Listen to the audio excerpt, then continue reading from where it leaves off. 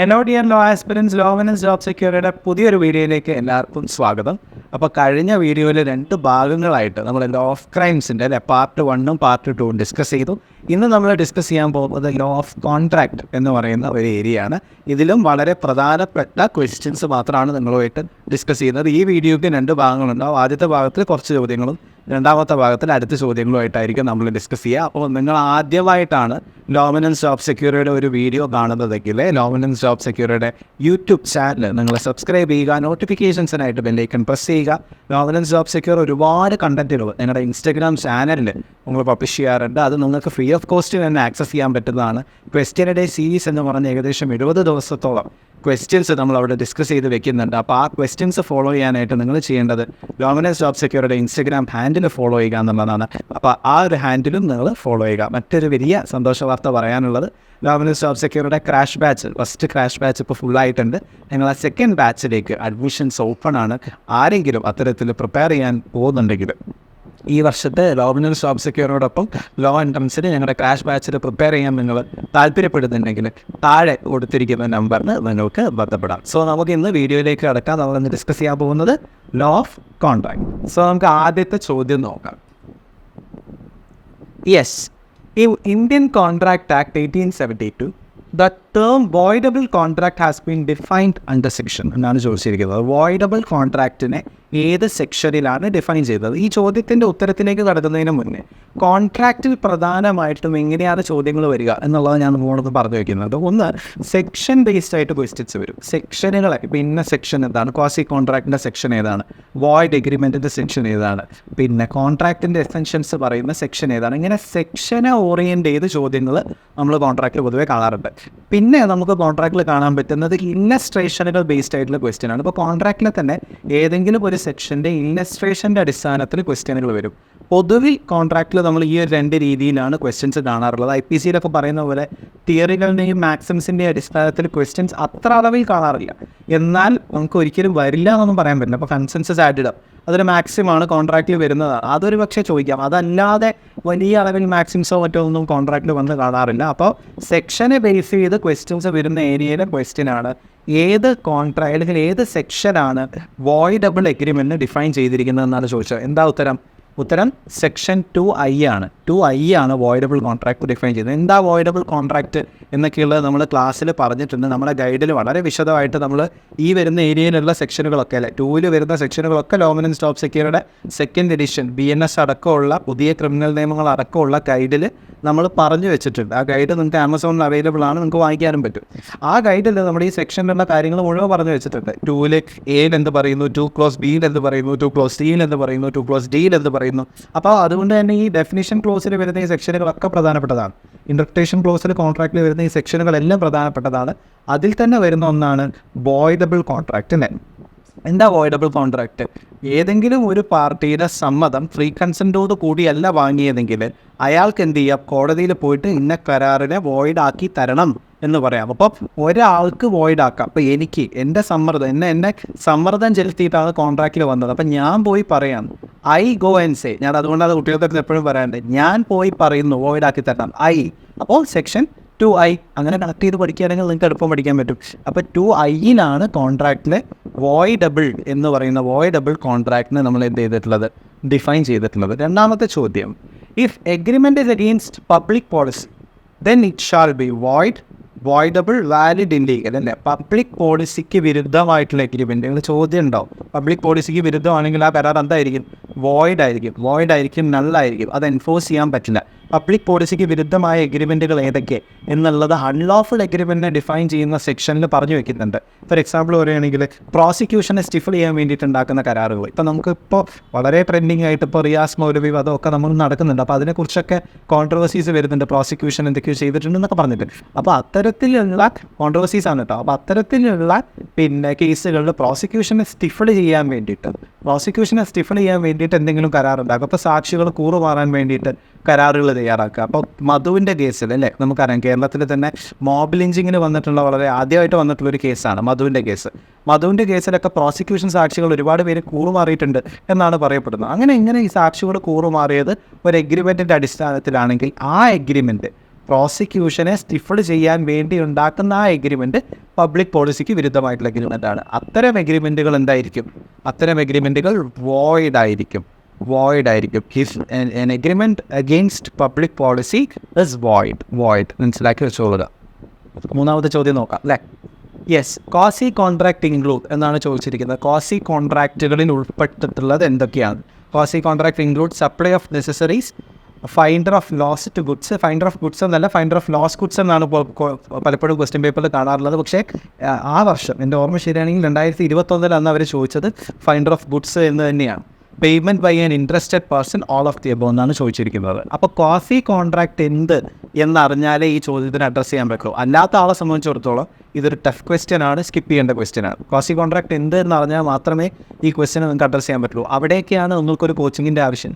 നിങ്ങളൊരു കോച്ചിൻ്റെ അടുത്ത് പ്രോപ്പറായിട്ടുള്ള ഗൈഡൻസ് എടുക്കുമ്പോൾ കോൺട്രാക്റ്റ് ലോ എന്ന് പറയുന്ന പേപ്പർ തിയററ്റിക്കലി നിങ്ങൾ പഠിച്ച് മനസ്സിലാക്കുമ്പോൾ നിങ്ങൾക്ക് അറിയാൻ പറ്റും എന്താ ക്വാസി കോൺട്രാക്ട്. അപ്പോൾ ഇത്തരം ചോദ്യങ്ങൾ ക്രാക്ക് ചെയ്യുന്നത് നിങ്ങൾക്ക് എളുപ്പമായിരിക്കും. അല്ലാത്ത പക്ഷം ഈ ചോദ്യം എവിടുന്ന് വന്നു, എന്തെന്ന് വന്നു, എന്തായി ക്വാസി കോൺട്രാക്ട് തുടങ്ങിയ കാര്യങ്ങളിലൊക്കെ നിങ്ങൾക്ക് ക്ലാരിറ്റി കുറവുണ്ടാകും. അപ്പോൾ ഇതിൻ്റെ ഉത്തരം എന്താണ്? ഓൾ ഓഫ് ദി എബോവ് ആണ്. ഈ പറയുന്നതൊക്കെ ക്വാസി കോൺട്രാക്റ്റാണ്. കോൺട്രാക്ട് ആക്ടിൻ്റെ പാർട്ട് 5 ചാപ്റ്റർ 5 നമ്മൾ ഈ കാര്യങ്ങളെക്കുറിച്ചിട്ടൊക്കെ പറയുന്നത്. സപ്ലൈ ഓഫ് നെസസറീസ് സപ്ലൈ ചെയ്യുകയാണെങ്കിൽ അത് ക്വാസി കോൺട്രാക്റ്റ് ആണ്. ലോസ്റ്റ് ഗുഡ്സ് കണ്ടു കിട്ടുന്ന ആൾ, ഫൈൻഡർ ഓഫ് ലോസ്റ്റ് ഗുഡ്സ് കണ്ടു കിട്ടുന്ന ആൾ, അത് ക്വാസി കോൺട്രാക്റ്റ് ആണ്. Payment by an interested person, ഒരു ഇൻട്രസ്റ്റഡ് പേഴ്സൺ പേയ്മെൻറ്റ് നടത്തുകയാണെങ്കിൽ അത് ക്വാസി കോൺട്രാക്റ്റ് ആണ്. പേയ്മെൻറ്റ് ബൈ മിസ്റ്റേക്ക്, ഇപ്പോൾ നിങ്ങൾ ഗൂഗിൾ പേയിൽ പൈസ അയക്കുന്നത് എക്സിനാണ്, അത് അറിയാതെ വൈക്ക് പോകുന്നു. ആ വൈക്ക് ആ പൈസ കിട്ടുമ്പോൾ ഹായ് പൈസ എന്ന് പറഞ്ഞിട്ട് ആ പൈസ കൈവശം വയ്ക്കാൻ പറ്റുമോ? ഇല്ലല്ലോ. വൈ എന്ത് ചെയ്ത് തരണം? അത് നിങ്ങൾക്ക് തിരിച്ചു തരണം. അപ്പം നിങ്ങൾക്കിടയിൽ ഒരു കോൺട്രാക്റ്റ് ഇല്ല എങ്കിൽ പോലും നിയമം പറയുന്നു അവിടെ എന്തുണ്ട്? ഒരു ക്വാസി കോൺട്രാക്റ്റ് ഉണ്ട് കേട്ടോ. അപ്പോൾ ഓൾ ഓഫ് ദി എബോവ് ആണ് കറക്റ്റായിട്ടുള്ള ആൻസർ വരിക. നമുക്ക് നാലാമത്തെ ക്വസ്റ്റ്യൻ എന്താണെന്നുള്ളത് പരിശോധിക്കാം.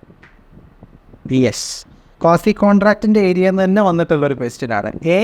A tradesman leaves the goods at B's house by mistake. B treats the goods as his own. Which are the following remedies available to A എന്നാണ് ചോദിച്ചിരിക്കുന്നത്. A is to forego his claim over the goods. A is entitled to same goods from B. B is entitled to higher charges. B is bound to pay A for them. അല്ലേ? A എന്ന് പറയുന്ന ആൾ അല്ലേ, A എന്ന് പറയുന്ന tradesman ബിയുടെ വീട്ടിൽ goods leave ചെയ്തിട്ട് പോവുകയാണ്. ഗുഡ്സ് ബൈ മിസ്റ്റേക്ക് ലീവ് ചെയ്തിട്ട് പോവാണ്. ബിക്ക് ആ ഗുഡ്സ് കിട്ടി. അപ്പോൾ കാണാതെ കിട്ടിയ ഗുഡ്സാണ്. ഞാൻ പറഞ്ഞു കാണാതെ, ഫൈൻഡർ ഓഫ് ലോസ് ഗുഡ്സ് കിട്ടുന്ന ആളുടെ അയാൾക്കുള്ള കോൺട്രാക്ച്വൽ ലയബിലിറ്റി ഏതാണ്? കഴിഞ്ഞ ക്വസ്റ്റ്യനിൽ നമ്മൾ ഡിസ്കസ് ചെയ്താണ്. അപ്പോൾ ഈ ചോദ്യത്തിൻ്റെ ചോദ്യം എന്താ? Which are the following remedies available to A? എക്ക് എന്ത് റെമഡിയാണ് ഇവിടെ ഉള്ളത് എന്നാണ് ചോദിച്ചിരിക്കുന്നത്.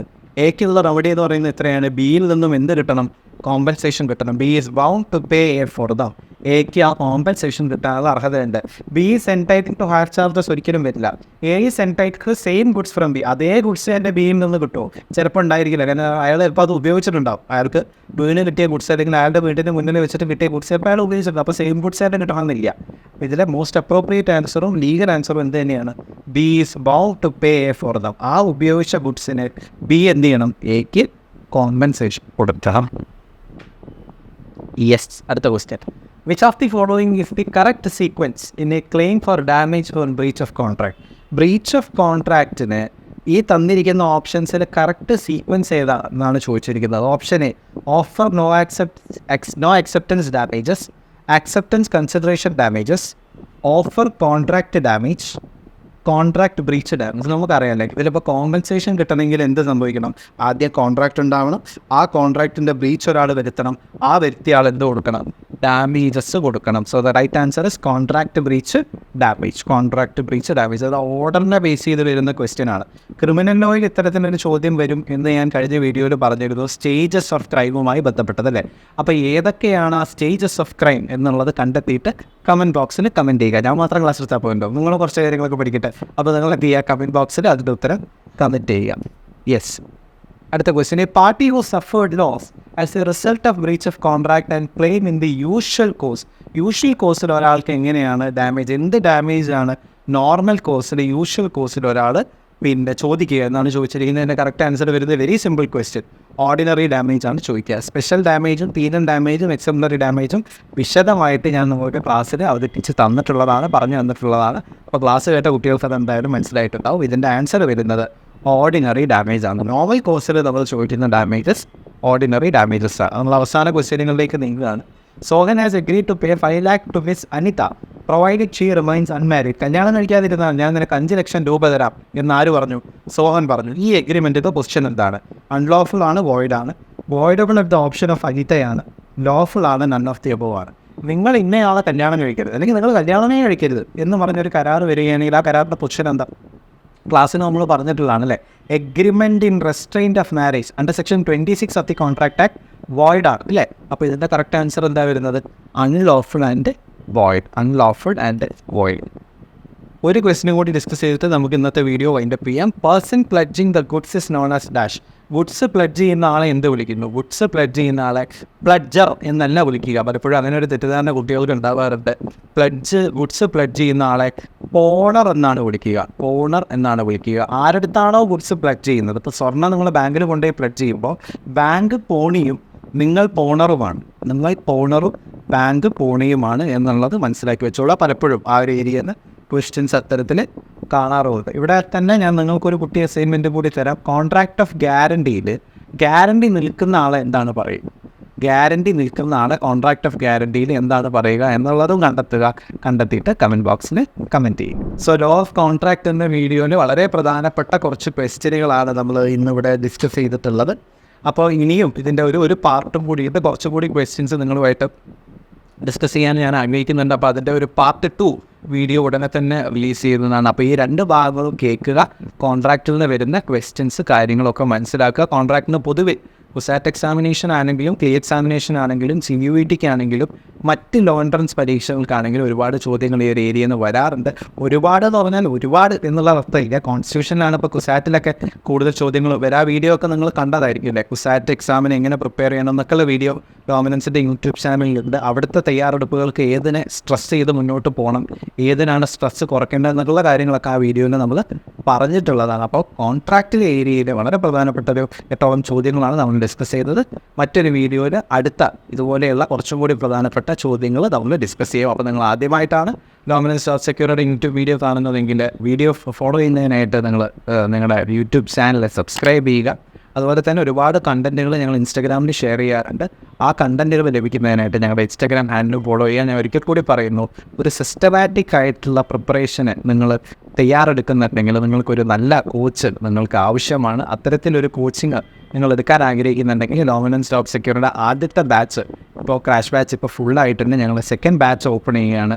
സെക്കൻഡ് ബാച്ചിലേക്ക് അഡ്മിഷൻസ് ഇപ്പോഴും ഓപ്പൺ ആണ്. ആ അഡ്മിഷൻസ് സെക്യൂർ ചെയ്യുന്നതിനായി താഴെ കൊടുത്തിരിക്കുന്ന നമ്പറിന് നിങ്ങൾക്ക് ബന്ധപ്പെടാം. അപ്പോൾ പുതിയൊരു വീഡിയോ ആയിട്ട് കാണുന്നവരേക്ക് താങ്ക് യു.